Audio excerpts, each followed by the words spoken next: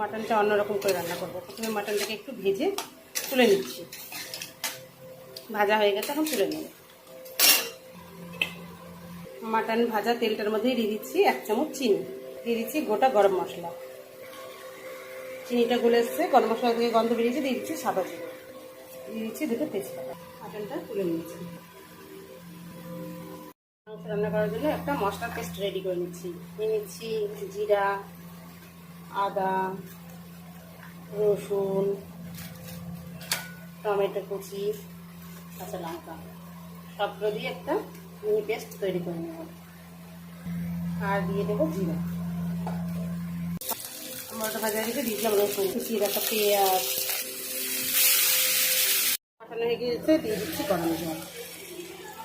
সেদ্ধ হবে, গরম জল দিয়ে দিচ্ছি, তাড়াতাড়ি সেদ্ধ হয়ে যাবে। রেডি আমাদের মাটন।